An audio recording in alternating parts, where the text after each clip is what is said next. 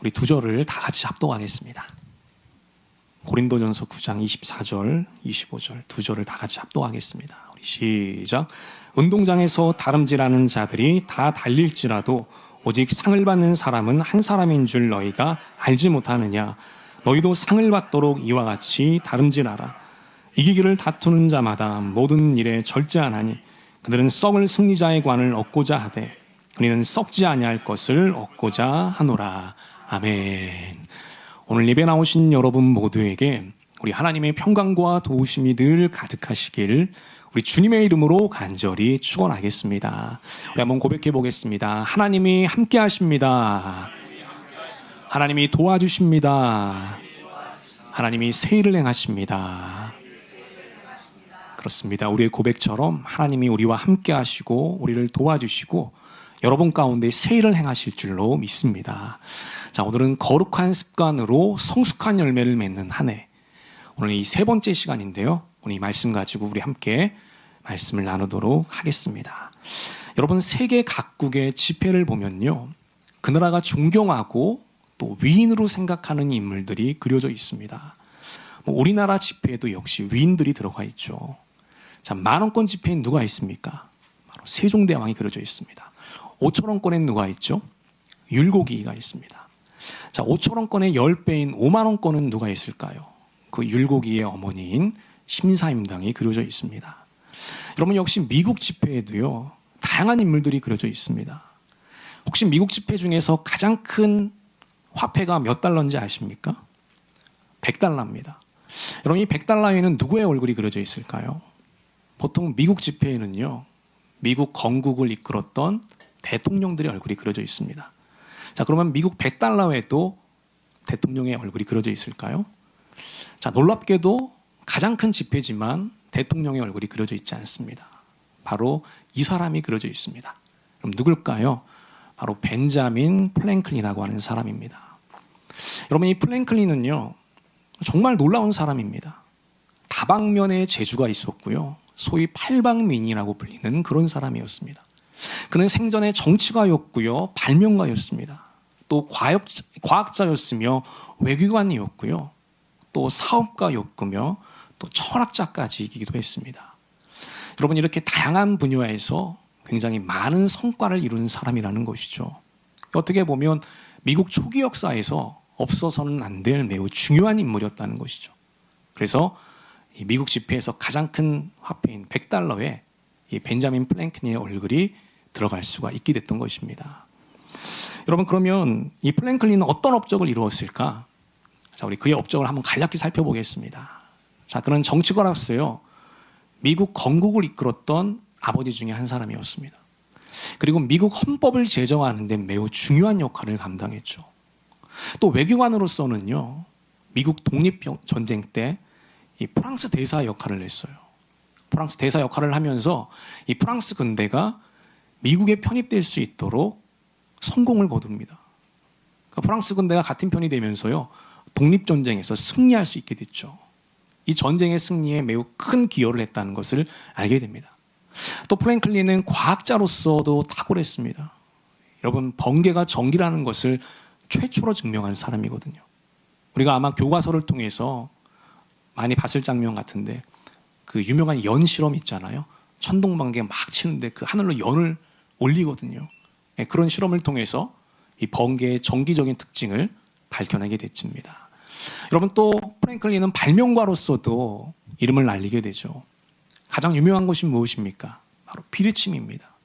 이 피뢰침이 있기 때문에요, 번개가 쳐도 건물이 안전할 수가 있게 되는 것이죠.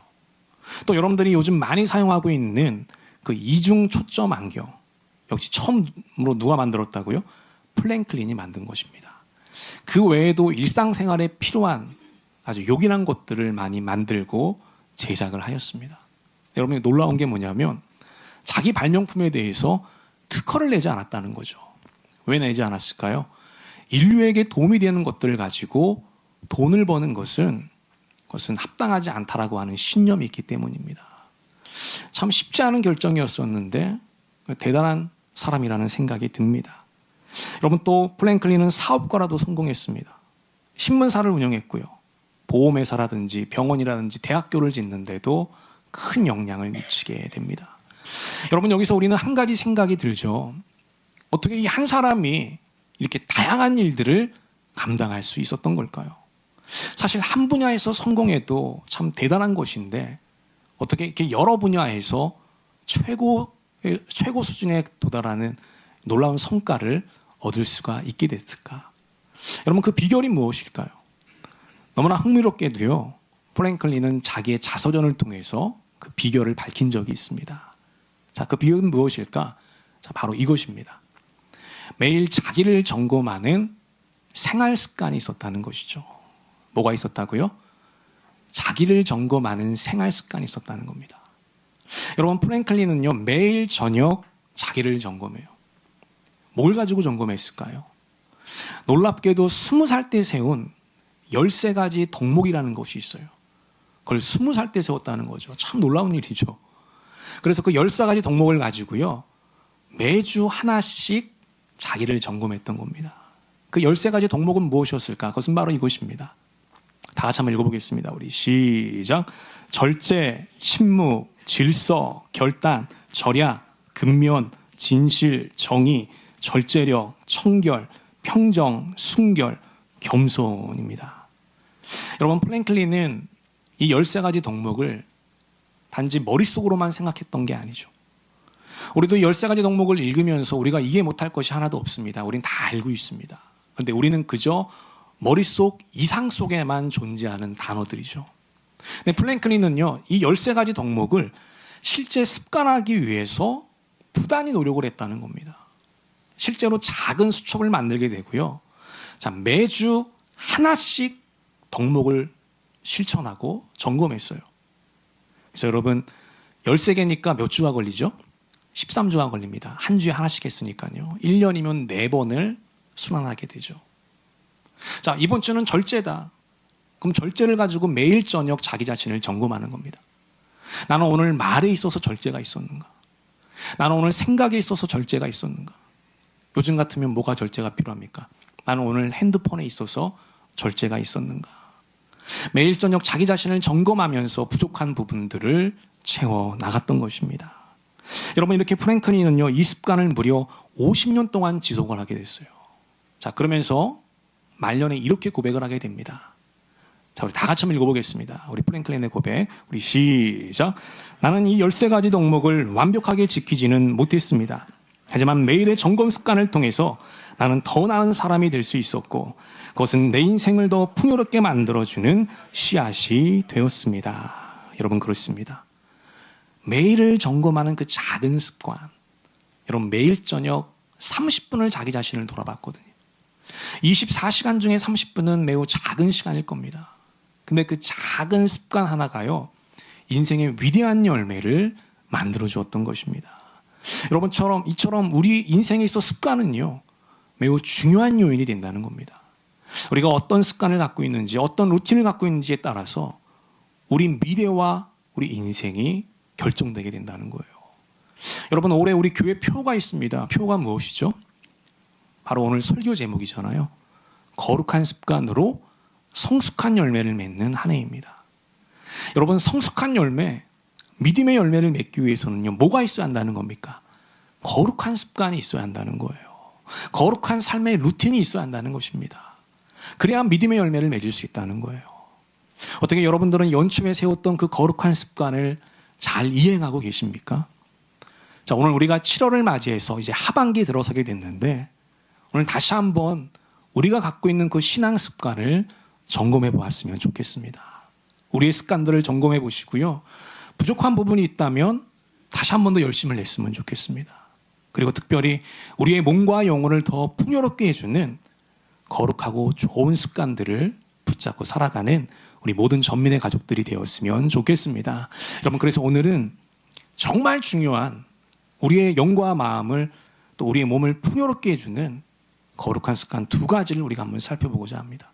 우리 함께 말씀을 나눌 때에 여러분 각자에게 주시는 우리 주님의 음성과 깨달음이 있게 되시기를 우리 주님의 이름으로 간절히 기도하고 축원하겠습니다. 우리 먼저 첫 번째 한번 보겠습니다. 첫 번째는 이것이죠. 무슨 습관입니까? 말씀 묵상입니다. 첫 번째는 말씀 묵상의 습관입니다. 한번 따라해 보겠습니다. 말씀 묵상은 중요합니다.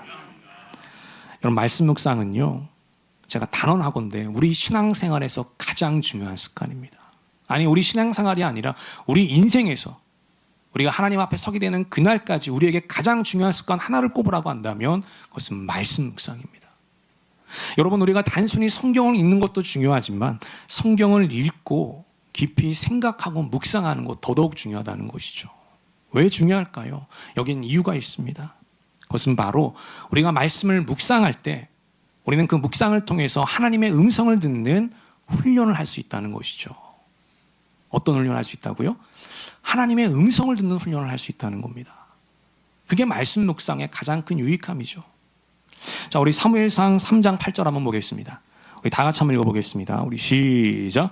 여호와께서 세 번째 사무엘을 부르시는지라 그가 일어나 엘리야에게로 가서 이르되 당신이 나를 부르셨기로 내가 여기 있나이다 하니 엘리가 여호와께서 이 아이를 부르신 줄을 깨닫고. 여러분, 이 장면은요, 어린 사무엘이 처음으로 하나님의 음성을 듣는 장면이거든요. 근데 참 재밌게도 뭐냐면 사무엘은 하나님의 음성을 분간하지는 못했다는 거예요.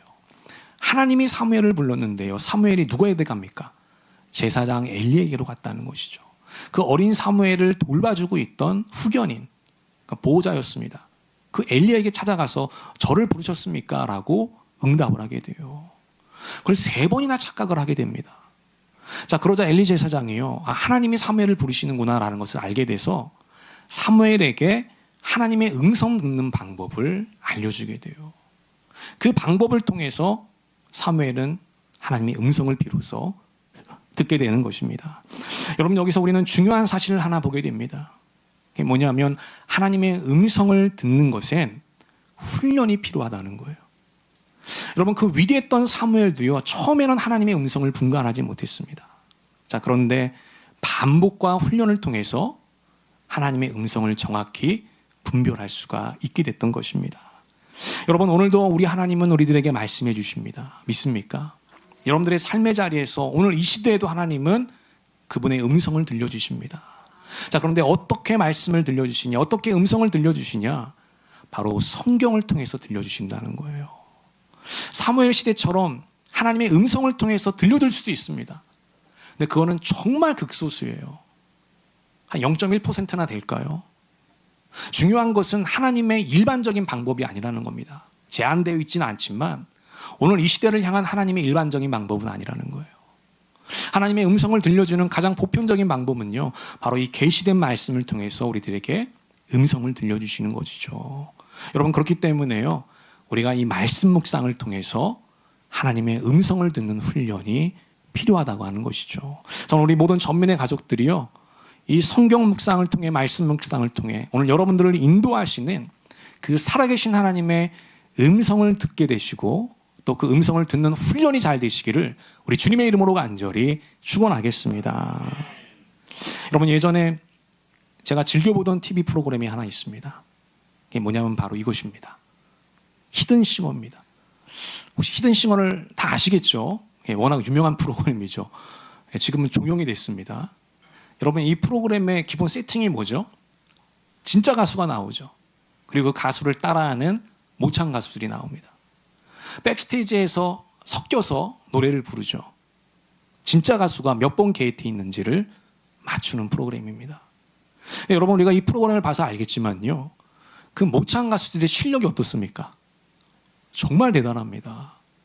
그러니까 여러분, 얼핏 들으면 진짜 가수와 똑같다고 느껴져요. 근데 여러분, 그 진짜 가수를 정말로 좋아하는 사람, 사랑하는 사람은요, 어디에서 차이를 느낄까요? 네, 디테일에서 차이를 느낍니다. 디테일. 전체적인 톤이나 혹은 목소리, 무드, 이런 분위기는 비슷할 수 있거든요. 근데 그 디테일 퍼포먼스는요, 그거는 오리지널밖에 못하는 것이거든요. 거기에서 차이가 나는 것이거든요. 저도 제가 좋아하는 가수들은 거의 다 맞췄습니다. 그럼 제가 이렇게 얘기하니까 우리 목사님도 가요를 듣는구나 이렇게 생각할 수도 있는데, 제가 학창시절 때는 또 한 가요를 들었습니다. 제가 워낙 음악을 좋아해서 가요뿐만이 아니라 다양한 음악을 들었어요. 근데 제가 좋아하는 가수들은요, 제가 다 알아맞히겠더라고요. 왜 디테일에서 차이가 나더라고요. 여러분, 이런 일이 어떻게 가능한 것이죠? 왜냐하면 제가 그 가수를 진짜로 좋아했기 때문에 그 노래를 많이 들었어요. 그리고 그 가수처럼 노래하려고 따라하기도 했습니다. 그렇게 되면서 나도 모르는 사이에 그 가수 목소리에 익숙하게 되는 것이죠. 그러면서 그 수많은 모창 가수들의 방해가 있지만 정확한 목소리를 들을 수가 있었던 겁니다. 여러분, 말씀 묵상이 마치 이와 같다는 거예요. 말씀 묵상을 통하면서 우리는 하나님의 음성을 듣게 됩니다. 그리고 우리가 반복적으로 듣게 되면 우리도 모르는 사이에 하나님의 음성에, 하나님의 말씀에 익숙해지게 됩니다. 그래서 여러분, 하나님의 음성에 익숙해지게 되면은요, 이 세상의 소리가 아무리 크고 현란해도요, 진짜 목소리를 듣게 되는 거예요. 하나님의 음성을 분별할 수가 있게 되는 것입니다. 저는 우리 전민의 모든 성도들이 그렇게 될 수 있게 되시기를 우리 주님의 이름으로 간절히 축원하겠습니다. 자, 그러면 사무엘은 어떻게 됐을까? 자, 사무엘상 3장 19절 다 같이 한번 읽어볼게요. 우리 시작. 사무엘이 자라매 여호와께서 그와 함께 계셔서 그의 말이 하나도 땅에 떨어지지 않게 하시니. 아멘. 여기 보니까 참 놀라운 말이 있죠. 사무엘이 말이 하나도 땅에 떨어지지 않았다는 거예요. 이게 무슨 말이냐면 사무엘이 전한 말씀이요, 다 이루어졌다는 겁니다. 어떻게 이런 일이 가능했을까요? 바로 사무엘이 하나님의 음성을 정확히 듣고 전했기 때문이죠. 자기 말을 전한 것이 아니라 하나님의 음성을 정확히 듣고 그대로 전했기 때문에 그 말씀이 다 이루어졌다는 거예요. 여러분, 사무엘에게 변화와 성장이 있게 됐던 것이죠. 그는 처음에 하나님의 말씀을 분간하지 못하는 사람이었습니다. 그러나 반복적인 훈련을 통해서 하나님의 음성을 깨닫게 됐고요. 이제는 어떠한 환경 가운데서 그 주님의 음성을 정확히 듣고 따라갈 수가 있는 그런 사람이 되었던 것입니다. 여러분, 우리 안에 하나님의 음성과 말씀이 가득 차지게 되면요, 우리의 영혼 몸은 강건해지게 되죠. 하나님의 말씀이 우리 영의 양식이 되어서요, 우리의 속사람은 더 강력해지는 것입니다. 또 하나님의 말씀은 여러분들의 인생의 빛과 등대가 되는 것이죠. 그래서 여러분들의 인생을요, 가장 좋은 길로, 가장 완전한 길로 인도해 주시는 것입니다. 여러분, 이 세상을 광야길이라고 얘기합니다. 여러분, 이스라엘 백성들이 광야를 걸을 때 뭐가 인도했죠? 불기둥과 구름기둥이 인도했잖아요. 하나님의 말씀과 음성을 가지고 사는 사람은요, 이 광야와 같은 이 광야길을요, 그 불기둥과 구름기둥으로 인도함을 받게 되는 것입니다. 저는 우리 모든 전민의 성도들이요, 말씀 묵상의 습관을 통해서 이런 은혜를 누릴 수 있게 되시기를 우리 주님의 이름으로 간절히 기도하고 축원하겠습니다. 오늘 남아있는 하반기 가운데 말씀의 능력을 체험하는 저와 여러분 되시기를 주님의 이름으로 간절히 축원하겠습니다. 두 번째 보겠습니다. 두 번째는 습관은 이것입니다.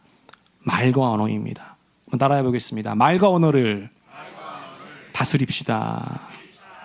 그렇습니다. 우리가 매일 사용하는 이 말과 언어, 이것이 우리의 인생을 좌우하는 중요한 습관이 된다는 것입니다. 여러분, 우리가 사용하는 말에는요, 결정적인 특징 3가지가 있어요. 이 특징 3가지는 우리가 꼭 기억해야 됩니다. 이 3가지 특징을 간략하게 한번 살펴보겠습니다. 첫 번째는 이것입니다. 말은 씨앗이라는 것입니다. 말이 뭐라고요? 씨앗이라는 거예요. 여러분, 말은요, 흩어지지 않습니다. 없어지지 않습니다. 우리가 물리적으로 보면 말은 공기에 불과하고 주파수에 불과합니다. 근데 영적으로 보면은요, 이 말은 바람처럼 흩어지지 않아요. 이 말은 뿌려지는 씨앗이라는 것이죠. 자, 우리 잠언 18장 21절 한번 보겠습니다. 다 같이 한번 읽어볼게요. 우리 시작. 죽고 사는 것이 혀에 임에 달렸나니 혀를 쓰기 좋아하는 자는 혀의 열매를 먹으리라. 아멘. 죽고 사는 것이 어디에 달려있다? 혀에 달려있다라고 얘기합니다. 우리가 쓰는 말에 의해서요, 우리의 운명이 극명하게 달라진다는 거예요. 여러분, 그렇기 때문에 좋은 말을 심으면요, 좋은 열매를 맺게 돼요. 나쁜 말을 심으면요, 나쁜 열매를 맺게 됩니다. 우리가 말을 할 때 항상 이 한 가지 사실을 기억해야 돼요. 내가 지금 내뱉는 이 말이 공기 중으로 사라지는 것이 아니라 반드시 심겨진다는 사실을 알아야 됩니다. 그럼 우리는 우리의 말을 더 신중하게 사용할 수 있게 될 겁니다. 그래서 나는 안 될 거야, 나는 실패할 거야, 나는 병이 들 거야, 여러분, 이렇게 부정적인 말을 하잖아요. 그럼 그 말이 진짜 씨앗이 되고 자라나서 그렇게 된다는 거예요. 우리나라 속담에도 그런 말이 있잖아요. 말이 뭐가 된다? 씨가 된다는 말이 있습니다. 여러분, 그렇기 때문에 우리는 긍정의 언어, 믿음의 언어를 고백해야 되는 것이죠. 하나님이 도와주실 거야. 한번 따라해 보겠습니다. 하나님이 도와주실 거야. 나는 할 수 있어. 나는 주님의 은혜로 잘 될 거야. 여러분 정말 그렇게 고백하면 그 말의 씨앗이 돼서 열매를 맺게 되는 것이죠. 긍정적인 일들이 나타나게 되는 것입니다. 여러분 가운데 그런 열매들이 맺어지게 되기를 주님의 이름으로 간절히 축원하겠습니다. 두 번째 특징은 이것입니다. 말은 미래입니다. 말이 뭐라고요? 미래라는 거예요. 여러분 이 말은요, 미래를 예언하는 입술의 예배입니다. 여러분 이 표현을 꼭 기억하십시오. 우리가 사용하는 말은 우리의 미래를 예언하는 우리 입술의 예배라고 하는 것이에요. 자, 우리 민수기 14장 28절 한번 볼까요? 다 같이 한번 읽어볼게요. 우리 시작. 그들에게 이르기를 여호와의 말씀에 내 삶을 두고 맹세하노라. 너희 말이 내게 들린 대로 내가 너희에게 행하리니. 아멘. 여기 보면 하나님 분명히 말씀하고 있죠. 너희가 말하는 대로 내가 행할 것이다. 그러니까 우리 말이요, 우리의 미래를 결정하는 조건이 된다고 하는 것입니다. 여러분 그렇기 때문에 우리는 좋은 언어를 사용해야 돼요. 부정적인 말을 사용하면요, 우리의 환경도 부정적이 된다는 거예요. 하나님이 그렇게 만들어 주신다는 겁니다. 우리가 긍정적인 언어를 사용하면 어떻게 될까요? 우리의 몸과 마음은 긍정적이 되죠. 우리의 환경과 조건이 긍정적으로 바뀌게 되는 거예요. 어떻게 보면 당연한 이치입니다. 우리가 계속해서 긍정적인 말, 적극적인 말, 믿음의 말, 생산적인 말을 내뱉으면 나도 모르는 사이에 그 말이요, 내 마음과 생각을 지배하게 되죠. 그럼 내 마음이 긍정적이 됐잖아요. 생산적이 됐잖아요. 적극적이 됐잖아요. 나도 모르게 내 환경을 좋은 방향으로 조성해 가는 것이죠. 그러니까 말은 미래라는 것이에요. 우리의 미래를 결정하는 중요한 요인이 된다는 것입니다. 우리가 사용하는 말이 우리의 미래를 만드는 초석이 된다는 사실을 여러분 꼭 기억하셨으면 좋겠습니다. 이제 마지막 세 번째 보겠습니다. 세 번째 특징은 이것이죠. 말은 전염성이 있다는 것입니다. 여러분 말의 또 다른 특징, 정말 중요한 특징은요, 말에는 전염력이 있습니다. 특별히 부정적인 말의 전염력은 굉장히 파괴적입니다. 자, 우리 민수기 11장 1절 2절 한번 보겠습니다. 다 같이 한번 읽어볼게요. 우리 시작. 여호와께서 들으시기에 백성이 악한 말로 원망하며 여호와께서 들으시고 진노하사 여호와의 불을 그들 중에 붙여서 진영 끝을 사르게 하시며 백성이 모세에게 부르짖음으로 모세가 여호와께 기도하니 불이 꺼졌더라. 아멘. 여기 보면 하나님이 뭘 들었다고 나와요? 백성들의 악한 말과 원망을 들었다고 나옵니다. 근데 여러분, 뭐 우리가 살다 보면 원망도 할 수 있죠. 근데 문제는 뭐냐면 이 악한 말이 이스라엘 진중에서 계속해서 퍼져나갔다는 거예요. 부정적인 말들이 계속해서 확산되고 전염되어 갔다는 것이죠. 하나님이 그 악한 말을 끊어내기 위해서 여기 보니까 지금 뭐를 붙였다는 거예요? 불을 냈다는 거예요. 백성들의 그 악한 말과 원망과 그 비방과 그 험담, 이런 것들을 끊어내기 위해서 진중에 불을 붙였다는 것이죠. 그러니까 하나님이 아쉬운 겁니다. 공동체 가운데 그런 부정적인 말, 이런 원망, 악한 말이 전염되게 되면 그 공동체가 무너질 수 있다는 사실을 알았던 것이죠. 우리 또 하나만 마지막으로 하나만 더 보겠습니다. 우리 디모데후서 2장 16, 17 다 같이 한번 읽어보겠습니다. 시작. 망령되고 헛된 말을 버리라. 그들은 경건하지 아니하며 점점 나아가나니 그들의 말은 악성 종량이 퍼져나간 것과 같은데. 아멘. 여기 보니까요, 헛된 말, 망령된 말을 버리라고 얘기해요. 경건하지 아니한 말을 버리라고 얘기합니다. 그 말이 뭐와 같다고 얘기해요? 악성 종양과 같다는 것이죠. 여러분, 종양은요, 우리 신체 크기에 비하면 정말 작은 크기입니다. 근데 그 종양이 가만 놔두면 어떻게 되죠? 그 큰 몸을 쓰러뜨린다는 거죠. 우리 말이 마치 그와 같다는 거예요. 여러분, 우리의 말은요, 정말 작게 보입니다. 말은 내뱉으면 없어지는 것처럼 보이죠. 사소한 것처럼 보여요. 근데 그 부정적인 말 하나가요, 우리의 가정을 무너뜨릴 수도 있고요, 우리의 교회를 무너뜨릴 수도 있다는 거예요. 우리의 공동체 가운데 파괴적인 힘을 발휘하게 된다는 것입니다. 그래서 여러분, 저는 우리 모든 전민의 성도들이요, 올 한 해 또 우리 하반기 동안 이 말의 습관이 바뀌어지게 되시기를 우리 주님의 이름으로 간절히 축원하겠습니다. 부정적인 말, 파괴적인 말, 악한 말들이 끊어지게 되고요, 우리가 하나님 안에서 긍정적인 말, 믿음의 말, 적극적인 말, 생산적인 말들을 많이 했으면 좋겠습니다. 그렇게 되시기를 주님의 이름으로 간절히 축원하겠습니다. 이제 말씀을 정리합니다. 오늘 거룩한 습관 두 가지를 살펴봤죠. 하나는 말씀 묵상이었고요. 또 하나는 말과 언어였습니다. 여러분, 우리의 힘만으로는요, 이 거룩한 습관을 붙잡고 살기 어려워요. 뭐가 필요할까요? 하나님의 은혜와 도우심이 필요한 것입니다. 새롭게 시작하는 하반기, 이 성숙한 열매를 맺기 위해서 힘차게 나아갔으면 좋겠습니다. 우리 모두에게 그런 은혜와 능력이 넘쳐나시기를 우리 주님의 이름으로 간절히 축원하고 기도하겠습니다. 아멘. 우리 기도하겠습니다. 하나님 아버지, 오늘도